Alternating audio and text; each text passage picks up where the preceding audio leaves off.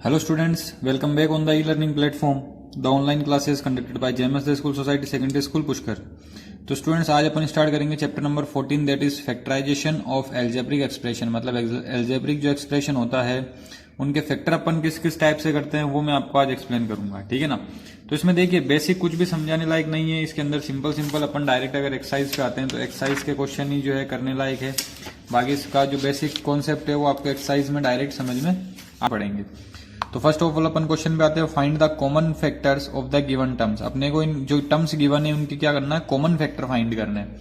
Common factor अब देखिए question यहाँ आपके सामने है, इसको मैं क्वेश्चन को यहाँ से रिमूव कर देता हूँ और मैं आपको शीट पे लेके चलता हूँ। तो देखिए शीट पे जो है यहाँ मैं क्वेश्चन लिख देता हूँ। ये फर्स्ट वाला क्वेश्चन है 12x और 36।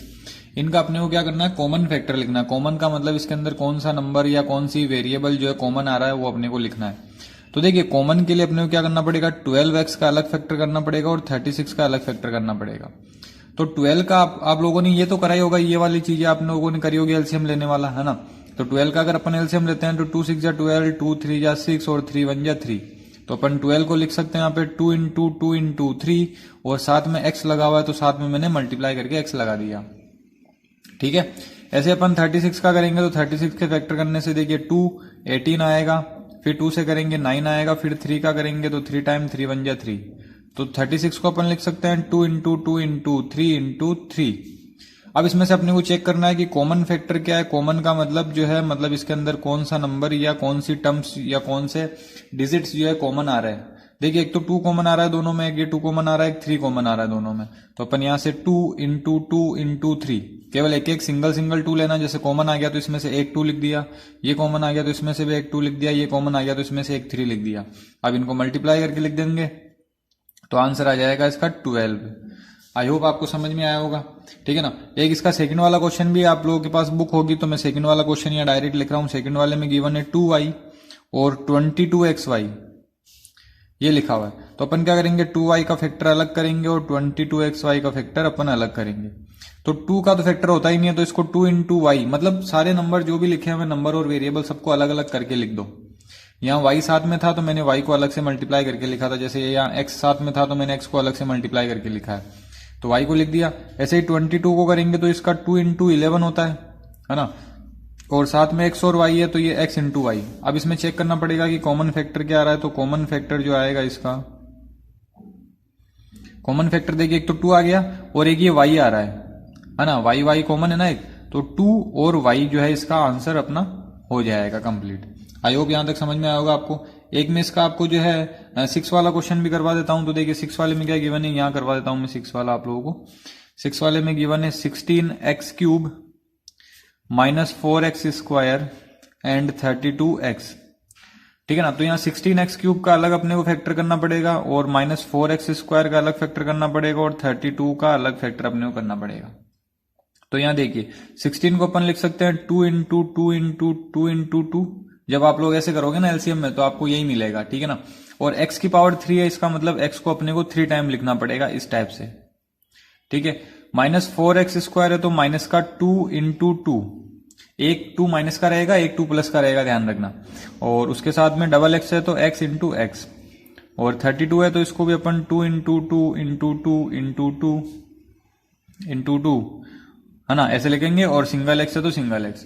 अब देखिए यहाँ फैक्टर जब करते हैं ना, कॉमन फैक्टर जब अपन करते हैं तो इसमें माइनस प्लस का कोई भी इफेक्ट नहीं होता है, आई थिंक सो, है ना। जब जहां तक मुझे नॉलेज है तो इसमें माइनस प्लस का कोई भी जो है कॉन्सेप्ट नहीं लगता है। इसमें अपने को सिंपल कॉमन टर्म्स फाइंड करनी है। तो देखिए 2 कॉमन आ रहा है एक तो, चाहे प्लस का हो चाहे माइनस का, ये 2 कॉमन आ रहा है और एक ये x कॉमन आ रहा है। देखिए ये x इस टाइप से जो है कॉमन आ रहा है इसमें, इसके अलावा कुछ भी कॉमन नहीं दिख रहा है तो अपन लिख देंगे 2 इंटू 2 इंटू एक्स। तो आंसर हो जाएगा इसका 4x, ये इसका फाइनल आंसर बन गया। तो बाकी रिमेनिंग क्वेश्चन मैं आप लोगों के लिए होमवर्क छोड़ रहा हूं इसके फर्स्ट वाले के, ठीक है ना। आप लोगों को सेल्फ क्वेश्चन करने हैं। अब क्वेश्चन नंबर सेकंड की बात करते हैं। क्वेश्चन नंबर सेकंड थोड़ा सा अलग टाइप से है तो सेम। देखिए factorize the following expression, question number second में भी यही लिखा हुआ फैक्टराइज द फॉलोइंग एक्सप्रेशन, मतलब फैक्टर करने अपने को। तो कैसे करेंगे, ये फर्स्ट वाला क्वेश्चन है। इसमें से इस बार अपने को देखिए यहाँ कोमा नहीं लगा हुआ है, बीच में साइन लगा हुआ है, प्लस माइनस ऐसे साइन मिलेंगे आपको सिंपल क्या करना है, इसमें से कॉमन निकालना है कि इसमें कॉमन क्या दिख रहा है। देखिए ये 7 जो है 7 की टेबल में आता है, 42 भी 7 की टेबल में आता है। तो यहां से मैं 7 कॉमन निकाल लेता हूं। 7 कॉमन निकालने से क्या बचेगा, यहाँ तो x बचेगा और 42 जो है वो 7 की टेबल में कितने टाइम आता है, 6 टाइम आता है। तो ये इसका आंसर बन गया। बस आपको कॉमन निकाल लेना और कुछ भी नहीं करना, ठीक है ना। ऐसे अगर देखिए मैं इसके जो है क्वेश्चन नंबर 3 की बात करता हूं, तो थर्ड वाले में क्या देखिए, थर्ड वाले में ये गिवन है 7a² प्लस 14a। तो इसमें भी देखिए 7 जो है वो 7 की टेबल में आता है, 14 भी 7 की टेबल में आता है, और a कॉमन आ रहा है, तो 7 और a कॉमन निकाल लेते हैं यहां से। तो 7 तो यहां से आगे वाली टर्म में कॉमन आ गया, a² में से a कॉमन आ गया, तो क्या बचेगा, केवल 1a बचेगा, मतलब सिंगल a बचेगा। प्लस 14 जो है वो 7 की टेबल में 2 टाइम आता है, और a तो अपन ने ऑलरेडी कॉमन निकाल लिया, तो यहाँ ब्रैकेट क्लोज हो जाएगा। मतलब जो चीज अपन ने कॉमन निकाल ली उसको अंदर दोबारा नहीं लिखना अपने को, और ये अपना आंसर हो गया फाइनल, ठीक है ना। ऐसे ही मैं देखिए आपको एक इसका 7th वाला क्वेश्चन करवा देता हूं। जो रिमेनिंग क्वेश्चन बचेंगे वो आप लोगों के लिए होमवर्क रहेंगे, ध्यान रखना। 10a² minus 15b² plus 20c²। इसमें देखिए वेरिएबल तो a b c तीनों अलग अलग है, तो वेरिएबल तो कॉमन आएगा नहीं, केवल नंबर कॉमन आ सकता है। तो नंबर में देखिए तीनों किसकी टेबल में आते हैं, 5 की टेबल में आते हैं तीनों, तो 5 कॉमन निकाल लिया। 5 की टेबल में 10 2 टाइम आता है, और साथ में a²। 5 की टेबल में 15 3 टाइम आता है, और साथ में b²। और 5 की टेबल में 24 टाइम आता है, और ये साथ में c²। ये इसका आंसर बन गया। आई होप आपको समझ में आ गया होगा कैसे अपन ने जो है इसको सोल्व करा है, ठीक है ना। एक इसका लास्ट 10th वाला भी मैं आपको करवा देता हूं, 4 क्वेश्चन करवा देता हूं। ax² plus bxy² plus cxyz। तो देखिए इसमें क्या कॉमन आ रहा है, देखिए x कॉमन आ रहा है तीनों में एक, तो x कॉमन निकाल लेते हैं। y भी कॉमन आ रहा है तीनों में, तो y भी कॉमन निकाल लेते हैं। इतनी बात क्लियर है।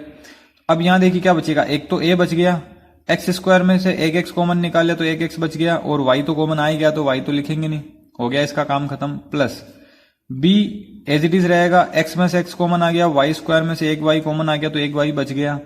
Plus c as it is, x y common निकाल लिया तो क्या बचेगा, केवल z बचेगा, और ये इसका आंसर। बस कॉमन निकालना आपको आना चाहिए, ठीक है ना।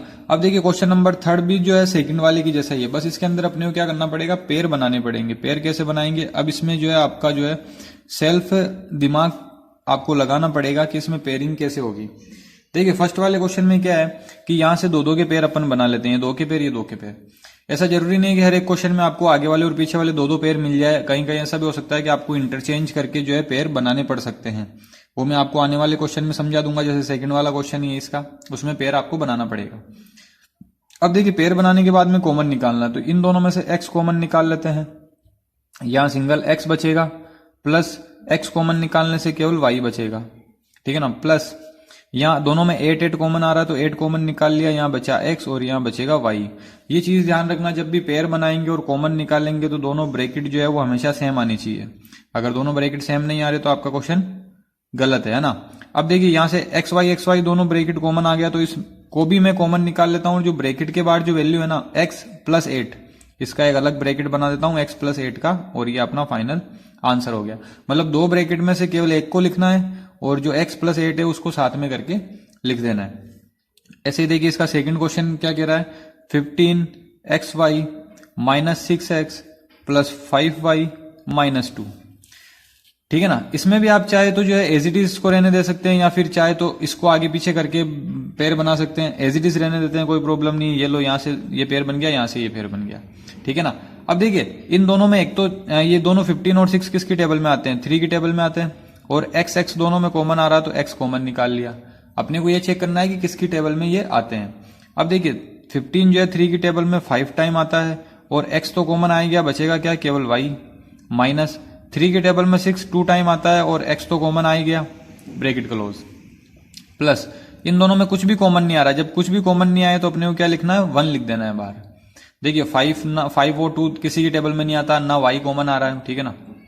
तो 1 और इस टर्म को जो है एज इट इज आपको लिख देना है। दोनों ब्रैकेट सेम आ गए, तो दोनों ब्रैकेट में से कोई सा भी एक ब्रैकेट लिख दो, और जो ब्रैकेट के बाहर वैल्यू है 3x प्लस 1 उसका ब्रैकेट बना देंगे, ठीक है ना। एक में आपको इसका जो है एक 4th वाला भी करवा देता हूं, बाकी जो रिमेनिंग बचेंगे 2 क्वेश्चन और वो आप लोग सेल्फ जो है होमवर्क करना। 15pq plus 15 plus 9q plus 25p। अब देखिए इसके अंदर आपको पेयरिंग करनी पड़ेगी, इसके अंदर आपको पेयर बना हुआ नहीं मिला है, ठीक है ना। तो इसके अंदर आपको पेयरिंग करनी पड़ेगी। अब कैसे करनी पड़ेगी, एक काम करते हैं कि ये जो 25 वाला है ना, इसको यहाँ 15 के साथ में लिख देता हूं मैं। यहाँ जो है इसकी पेयरिंग इस टाइप से हो जाएगी 25p, और ये दोनों साथ में रह जाएंगे, मतलब 15 और 9q जो है वो साथ में रह जाएंगे। अब ऐसे जो है पेयर इनका बनेगा, ठीक है ना। अभी कैसे बना कि देखिए, अगर मैं 15pq और 15 का पेयर बना लेता तो ये या तो 15 कॉमन आ जाता, लेकिन आगे क्या होता, देखिए दोनों में यहाँ p अलग है, यहाँ q अलग है, जबकि यहाँ p और q दोनों साथ में है। तो मुझे p या q की एक टर्म जो है इसके साथ में चाहिए, या तो q वाले को साथ में ऐड कर दो इसके, या फिर p वाले को ऐड कर दो। तो मैंने p वाले को ऐड कर दिया, ठीक है ना। अब देखिए दोनों जो है वो 5 की टेबल में आते हैं, पहली बात तो 15 और 25, और दोनों में p कॉमन आ रहा है। तो 5 की टेबल में 15 3 टाइम आता है और p कॉमन आ गया, तो क्या बचेगा, केवल q बचेगा। और 5 की टेबल में 25 जो है 5 टाइम आता है और p तो कॉमन आ ही गया। प्लस इन दोनों जो है ये 3 की टेबल में आते हैं, 15 जो है वो 3 की टेबल में 5 टाइम आता है, प्लस 9 जो है वो 3 की टेबल में 3 टाइम आता है, साथ में q। देखिए दोनों ब्रैकेट आप बोलोगे अलग अलग है, नहीं, ये अलग अलग नहीं है, दोनों ब्रैकेट सेम है, क्योंकि इसमें आगे पीछे हो गई वैल्यूज। ये 3q को आगे लिख दूंगा, 5 को पीछे लिख दूंगा, तो सेम एज इट इज ऐसा बन जाएगा। तो अपने को क्या करना है, दोनों में से कोई सा भी एक ब्रैकेट लिखना है ना। और ये ब्रैकेट के बाद जो है ना 5p + 3 इसका ब्रैकेट बना देना है, ये फाइनल अपना आंसर हो जाएगा। तो आई होप आपको 14.1 एक्सरसाइज अपन ने आज कंप्लीट कर ली है 12 मिनट में, है ना। आप अच्छे से अपना वर्क करें, होमवर्क करें, मुझे चेक कराएं टाइम पे, और सिलेबस जो है आप अपना चेक कर लेना एक बार, कौन कौन से चैप्टर हैं आपके और कौन कौन से डिलीट हुए हैं। तो आज के सेशन को यही एंड करते हैं। Thank you and have a nice day.